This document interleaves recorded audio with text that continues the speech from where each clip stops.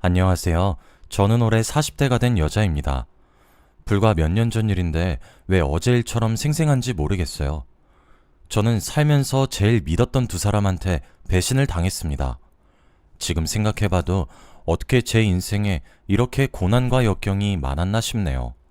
다들 제 이야기를 듣고 많은 충고와 조언 부탁드립니다. 저는 어렸을 때부터 친했던 여자인 친구가 있었어요. 가족들끼리도 다 친해서 자주 각자 집에 가서 잔 적도 많았고 당연히 등하교도 늘 같이 했죠. 말하지 않아도 저희는 항상 뭐든지 같이 했습니다. 학창시절 내내 붙어 있다 보니 다른 친구들은 저희 두 사람이 자매인 줄 아는 사람도 있었어요. 신기하게 성도 같고 생긴 것도 닮아서 더 그런 오해를 많이 받았죠. 저희 둘은 그런 오해가 싫지 않았어요. 정말 제 친구인 수진이가 저와 자매면 너무 좋을 것 같았거든요. 저희는 성인이 되어서도 늘 같이 지냈습니다. 저희들은 대학교도 같은 곳으로 갔어요. 전공은 달랐지만 그래도 같은 대학교를 가는 것만으로도 너무 만족스러웠죠. 저희 둘이서 같이 자취방을 구해서 살기도 했고 늘 무엇이든 함께 했습니다. 수진이와 저는 너무 잘 맞았는데 딱 한 가지가 잘 맞지 않았어요. 수진이는 외모에 관심이 너무 많았거든요. 늘 저에게 성형수술을 하고 싶다고 말하기도 하고 예쁜 사람이 있으면 늘 저에게 물어봤어요. 저 사람이 예뻐, 내가 예뻐? 그럼 저는 친구니까 수진이가 더 예쁘다고 하지만 솔직히 지나가는 사람이 더 예쁜 경우가 많았어요. 수진이는 자기 얼굴이 마음에 들지 않는다며 성형수술을 받기 위해 아르바이트를 무리하게 하는 경우도 많았는데 늘 돈도 제대로 모으지 못한 채 아르바이트를 그만두었습니다. 수진이가 얼굴에 집착만 하지 않으면 정말 좋은 친구였어요. 그맘때쯤 저희는 대학교를 졸업하려고 준비 중이었습니다. 이제 슬슬 취업돼야 하는데 너무 힘들더라고요. 제가 취업 스트레스를 많이 받고 있을 때 수진이가 저에게 남자 한 명을 소개시켜 주었습니다. 자기와 친한 오빠라고 했죠. 그런데 저는 남자를 소개받을 생각이 없었어요. 취업이 먼저였고 연애에 대한 깊은 뜻이 없었는데 그때 수진이가 그냥 밥 한 끼 먹으라며 부담스럽게 생각하지 말라고 하더라고요. 수진이가 계속 권유를 해서 어쩔 수 없이 나가게 되었고 저는 그 남자를 처음 보았습니다. 정말 이 사람과 잘 되려는 생각이 전혀 없이 부담감을 다 털어내고 이야기를 나누었는데 상상 이상으로 저와 잘 맞더라고요. 만난 지 불과 몇 시간밖에 되지 않았는데 한 번도 대화가 끊기지도 않았고 서로 웃느라 시간이 다 갔습니다. 남자를 만나면서 한 번도 이런 적이 없었는데 말이죠. 저희는 그 뒤로도 계속 만났어요. 다음날 그 다음날도 계속 만나서 밥도 먹고 카페도 갔죠. 일주일에 적어도 4번 이상은 만났고 저희는 이렇게 자주 만나다 보니 결국 연애를 시작하게 되었습니다. 연애를 한 지 얼마 지나지 않아 수진이가 저에게 물어보더라고요. 그 오빠 어때? 괜찮은데 절대 안 넘어오지?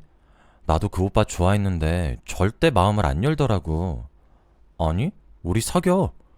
수진이는 제 말에 당황을 하며 아무 말도 하지 못했어요. 저는 수진이가 제 남자친구를 좋아한 적이 있었던 걸 전혀 알지 못했습니다.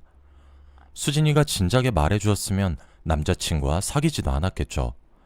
그런데 수진이는 괜찮다며 이제는 제 남자친구를 좋아하지도 않고 그때의 수진이는 사귀고 있던 애인이 있었기 때문에 자기를 신경 쓰지 말고 사귀라고 하더라고요. 왠지 모르게 미안한 마음이 있었지만 그래도 수진이의 말을 듣기로 했습니다. 그리고 저와 남자친구는 수진이 커플도 같이 불러 넷이서 자주 놀게 되었어요. 4명이서 여행도 가고 술도 마시면서 저희는 단짝 친구가 되었습니다. 제가 남자친구와 사귀는 동안 수진이는 많은 사람들과 사귀고 헤어지고를 반복했어요. 그래서 항상 여행을 가는 사람들 중 수진이 남자친구분은 계속 바뀌었습니다. 그래도 저희는 낯을 가리는 성격이 아니라 금방 친해질 수 있었고 수진이가 마음이 맞는 사람을 만나길 간절히 바랬죠. 그리고 저희 셋은 취직에 성공했고 새로운 삶을 살게 되었어요. 취업을 하고 나니 훨씬 안정적인 연애가 가능해졌고 저와 남자친구는 자연스레 미래를 함께하기로 약속했죠. 저희 둘 다 어느 정도 돈을 모으고 나이도 적당해졌을 때 결혼을 했습니다. 많은 사람들의 축하 속에서 결혼식을 올렸고 그날이 제 인생에서 가장 행복했었던 날이었던 것 같네요. 그리고 몇 달이 흘렀어요. 저희 부부는 사이도 좋았고 결혼하고 아이도 금방 낳아서 잘 키우고 있었습니다. 그런데 아이를 낳으니 살이 많이 찌더라고요. 제 인생에서 가장 최대의 몸무게가 되었고 저는 몸의 변화에 적응을 못하고 있었습니다. 살이 찌다 보니 눈에도 살이 쪘는지 속눈썹이 계속 눈을 찌르더라고요. 처음에는 아프다가 말았는데 시간이 지날수록 눈을 계속 찔러서 일상생활이 불가능할 정도였습니다. 매일 눈이 충혈되어 있고 아프니까 아이도 잘 돌보지 못하겠더라고요. 그래서 저는 안과에 갔습니다. 그런데 의사 선생님께서 저에게 쌍꺼풀 수술을 권유하시더라고요. 이런 환자가 많은데 치료가 불가능하고 속눈썹을 다 뽑거나 쌍꺼풀을 만들어 속눈썹이 눈을 안 찌르게 해야 한다고 말이죠. 저는 한 번도 성형수술을 해본 적이 없는데 갑자기 그런 말을 하시니 당황스러웠습니다. 그런데 제가 고민할 틈이 있나요? 지금 당장 눈이 너무 아파서 고통스러운데 말입니다. 그래서 저는 며칠 뒤 바로 수술 날짜를 잡고 쌍꺼풀 수술을 했어요. 정말 긴장되고 무섭긴 했지만 그래도 눈이 이제 더 이상 안 아프단 기쁨이 더 컸어요. 쌍꺼풀 수술을 하고 처음엔 눈이 너무 많이 부어서 밖에도 잘 못 다녔습니다. 매일 찜질을 하고 붓기 빼는 차를 먹어도 잘 안 빠지더라고요. 성형수술을 자주 해본 수진이한테 붓기 빼는 법을 많이 물어보면서 그 방법대로 따라했지만 소용이 없었죠. 그런데 이런 저를 보고 충격을 먹은 사람이 있었습니다. 바로 남편이었어요. 남편은 수술 당일 눈이 잔뜩 부어온 저를 보고 비명을 질렀습니다. 그리고 자신을 쳐다보지 말라며 너무 무섭다고 하더라고요. 솔직히 아내한테 그렇게 말하는 게 조금 속상하긴 했지만 그래도 수술 당일날이니 붓기도 안 빠졌고 아직 적응이 안 되어서 그런 줄 알았습니다. 그런데 남편은 하루 이틀이 지나도 똑같았어요. 저보고 쌍꺼풀 수술을 하고 나서 괴물이 되었다며 말이죠. 매일 손가락질을 하며 저에게 자신을 쳐다보지 말라고 했고 밖에서 저와 다니기도 부끄러워했습니다. 저도 왜 계속 눈이 이 지경인지 이해가 되지 않았죠. 수진이가 하라는 대로 다 했는데 말입니다. 그런데 그때는 몰랐어요. 수진이가 저한테 말해주었던 방법들이 전부 다 거짓말이었던 것을 말입니다. 진짜로 쌍꺼풀 수술 붓기를 빼는 방법들을 전부 다 반대로 말해주었던 거였어요. 저는 그것도 모르고 수진이를 믿었던 거고요. 그때 저는 전혀 몰랐고 그저 수진이가 알려준 방법대로 했고 그렇다 보니 붓기는 더 빠지지 않았던 거죠. 그래서 남편은 제 눈에 적응을 못했고 점점 더 막말이 심해져 갔습니다. 제가 아이를 돌보고 있으면 아이를 빼앗아 말을 했어요. 내 딸 보면서 웃지 마. 아기가 어릴 때부터 이런 귀괴한 걸 보면 어떻게 바르게 자라겠어? 이 말을 하며 저한테 아이를 맡기지 않았어요. 당장 그 눈 좀 어떻게 해보라며 말이죠. 남편 못지않게 저도 너무 답답하고 환장할 노릇이었는데 말입니다. 남편은 저를 쳐다보기도 싫다며 집에도 잘 들어오지 않았어요. 대체 어디서 뭘 하는지 알 길이 없었죠. 그리고 어느 날 회사 회식을 한다는 말에 새벽에 데리러 갔습니다. 술이 만취가 되어 회사 사람들이랑 같이 술을 먹고 있더라고요. 저는 차를 끌고 와서 직접 남편을 데리고 가려고 식당에 들어갔습니다. 그런데 다들 제 눈을 보고 놀라기도 했고 무엇보다 남편의 반응을 보고 다들 기겁했어요. 제가 남편 직장 사람들이 있는 테이블로 갔고 남편한테 이제 가자고 말을 했는데 남편이 저에게 밑반찬을 집어 던졌습니다. 그리고 혀가 꼬인 채로 욕을 내뱉기 시작했죠. 여기가 어디라고? 당장 집으로 가지 못해? 내 직장 사람들한테 창피해 죽겠어. 당장 그 눈 좀 제대로 만들고 오라고. 저는 밑반찬으로 범벅이 되었고 눈물이 맺혔습니다. 제가 대체 왜 이런 취급을 받아야 하나요? 남편은 그 말을 하고 잠에 들었고 회사 직원들은 저를 불쌍한 눈빛으로 쳐다봤습니다. 그리고 저는 눈물을 미친 듯이 참고 누워있는 남편을 차로 옮겨 집으로 데리고 가서 재웠죠. 그날 정말 많은 생각이 들었습니다. 그리고 이 일들을 수진이한테 말을 해서 고민 상담을 하고 싶었어요. 하지만 늘 제 전화를 잘 받던 수진이는 전화를 받지 않았고 며칠 동안 제 연락에 답장도 없었죠. 제가 수진이를 필요로 할 땐 제 연락을 받지 않다가 자신이 저에게 하고픈 말이 있으면 저에게 연락을 했죠. 항상 수진이는 저를 필요할 때만 전화가 왔습니다. 그날도 역시나 수진이는 제 연락을 받지 않았어요. 결국 혼자서 펑펑 눈물을 흘리며 잠에 들었습니다. 그날 이후로도 남편은 계속해서 엇나갔고 수진이도 연락이 없었어요. 늘 제 편이던 두 사람이 제 곁에서 점점 멀어지고 있는 것 같은 느낌이 드니까 너무 외롭더라고요. 그리고 저는 집에서 나가지도 않고 육아만 하고 있으니까 더 우울해지는 것 같았습니다. 그렇게 한 달 정도 흘렀던 것 같아요. 남편과 저는 이야기를 나누지 않은 지 오래되었고 같은 집에 살았지만 눈도 마주치지 않았어요. 늘 남편은 늦게 들어왔고 집에 오자마자 아이와 몇 번 놀아주다가 바로 잠에 들었거든요. 제가 무슨 말을 해도 늘 단답형이거나 화를 내면서 대답했습니다. 그런데 어느 날이었어요. 평소처럼 저는 집에서 아이를 돌보고 있었죠. 그런데 신기하게도 그날은 남편이 퇴근을 하고 곧장 집으로 들어오더라고요. 조금 당황스럽긴 했지만 싫지는 않았습니다. 그리고 남편이 저에게 잠시 이야기 좀 하자고 했어요. 한 번도 이런 말을 한 적이 없던 사람이라 조금 긴장이 되긴 했습니다. 그런데 갑자기 남편이 저에게 충격적인 말을 하더라고요. 나 바람 폈어. 저는 그 순간 뒤통수를 한 대 맞은 기분이 들었습니다. 솔직히 매일 집에 늦게 들어오고 낯선 사람의 향기가 느껴질 때부터 예상은 하고 있었어요. 그런데 남편이 직접 이야기를 할 줄은 상상도 못했습니다. 남편은 그 여자와 살고 싶다며 이혼을 해달라고 했죠. 양육비와 위자료는 두둑히 준다고 말입니다. 저는 말문이 막혀서 아무 말도 나오지 않았어요. 어떻게 제 인생에 이런 일이 일어날 수 있나요? 저는 저와 이혼하고 그 여자와 둘이서 행복하게 살 남편이 너무 괘씸해서 이혼을 절대 해주지 않았습니다. 차라리 지금처럼 살자고 했죠. 절대 남편을 자유롭게 해주고 싶지 않았습니다. 너무 얄밉고 미웠거든요. 그런데 남편은 그날 이후부터 이혼을 해달라고 시위라도 하듯이 예전보다 더 집에 들어오지 않았습니다. 그리고 대놓고 제 앞에서 그 여자와 통화를 하고 웃어댔죠. 저는 그래도 절대 이혼을 해주지 않았어요. 그리고 이 상황을 수진이한테 다 말했어요. 수진이는 제 말을 듣고 굉장히 놀라더라고요.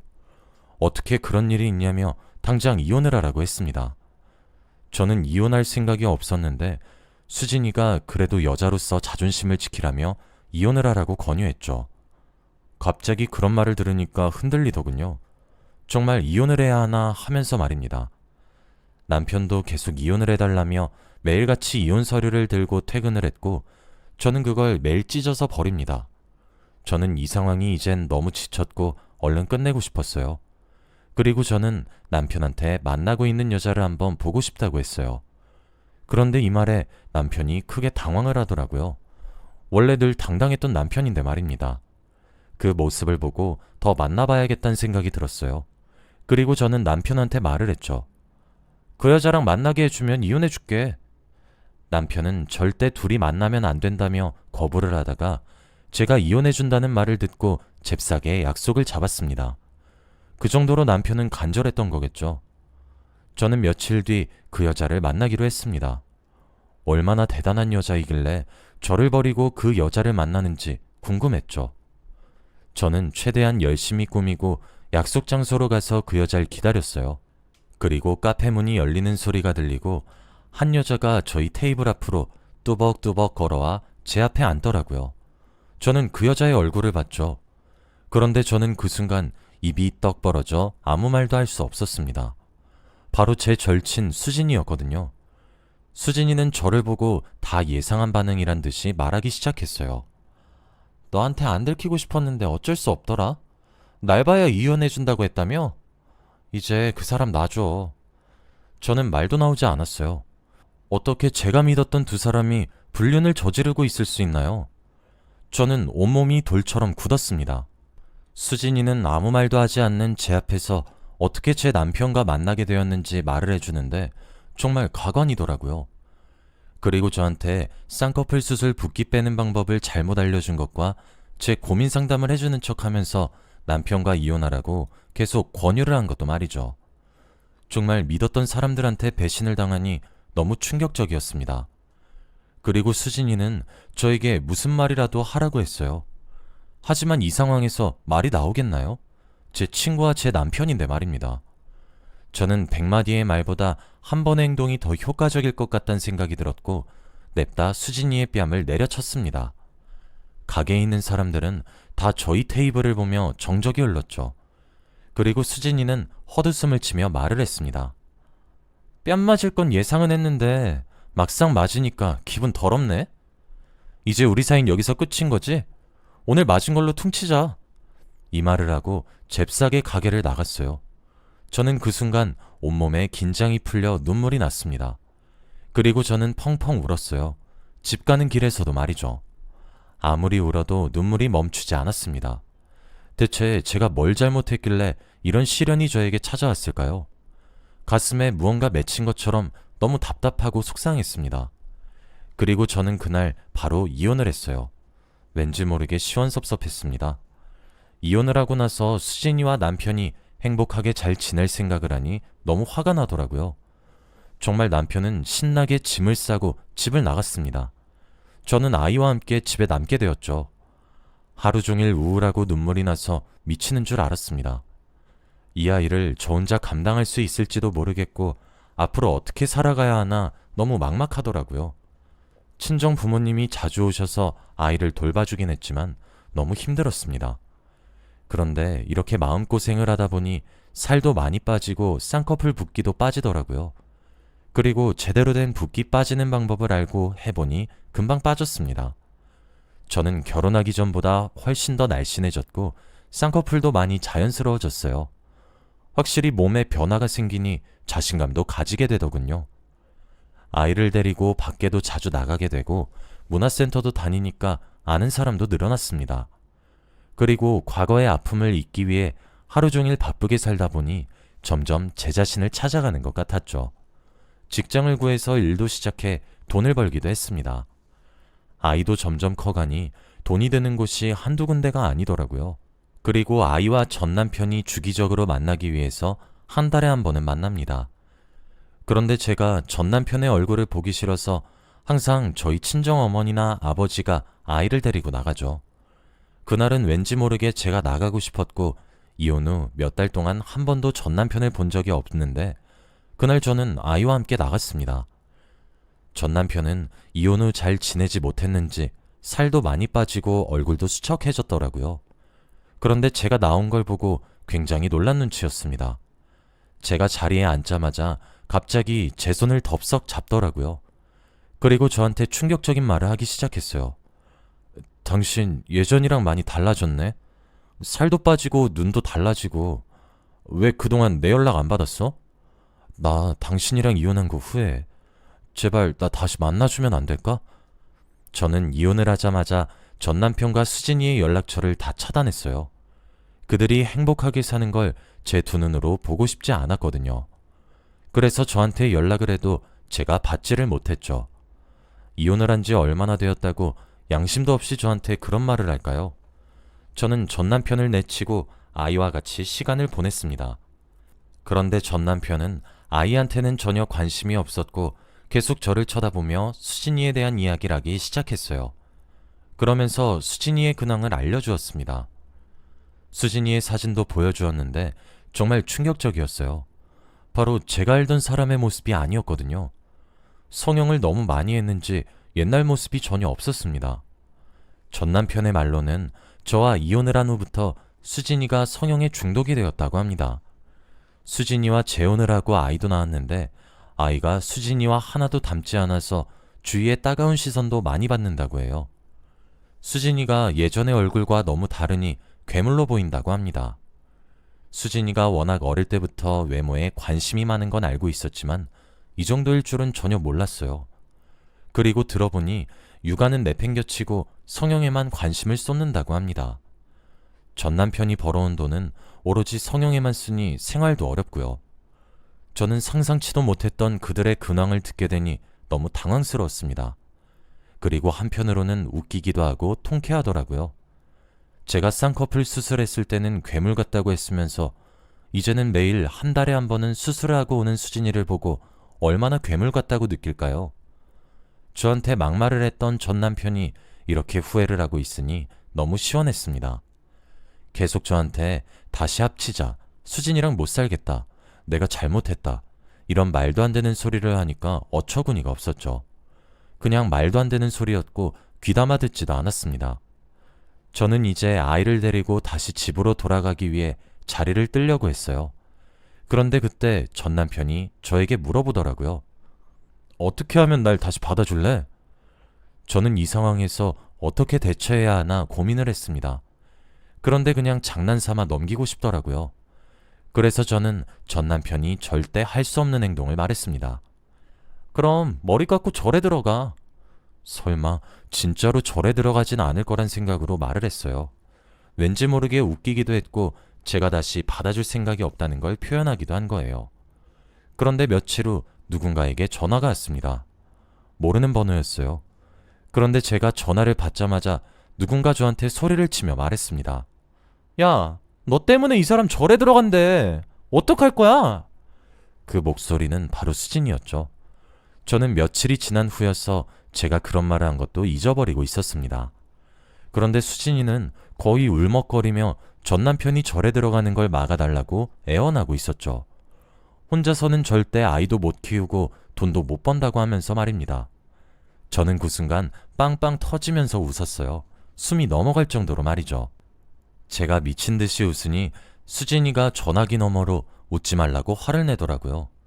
어떻게 이 상황에서 안 웃을 수 있나요? 제가 장난스레 절에 들어가라고 했더니 진짜로 절에 들어간다고 합니다. 그리고 수진이가 막아달라고 하는데 제가 막을 이유는 없죠. 전 남편이 절에 들어가면 육아도 다 혼자서 해야 하고 돈도 벌어야 하니 완전 고생길이겠죠. 저는 절대 막을 생각이 없었고 그대로 전화를 끊었어요. 그리고 혼자서 더 웃었네요. 며칠 뒤 정말로 전 남편은 절에 들어갔습니다. 저는 당연히 받아줄 생각도 없어요. 절에 들어가는 순간까지 수진이는 저한테 애걸복걸하며 제발 저 사람 좀 말려달라고 했지만 저는 입을 꾹 다물고 있었죠. 절에 들어가고 저는 제 인생을 다시 살았습니다. 그들이 고통스러워하는 걸 보니 통쾌하더라고요. 하루하루가 재밌습니다. 지금은 그 일이 있고 몇 년이 지났어요. 저는 절대 전 남편을 다시 받아줄 생각도 없습니다. 주기적으로 연락도 오고 계속 언제 받아줄 거냐고 물어보지만 저는 답장을 하지 않죠. 지금 생각해봐도 참 유쾌한 일이었던 것 같습니다. 하마터면 아픈 기억으로 남을 뻔했는데 전 남편이 절에 들어가 버리는 바람에 이렇게 웃게 되네요. 지금은 그때의 아픔을 다 훌훌 털어버렸고 제 아이만 바라보며 잘 살고 있습니다.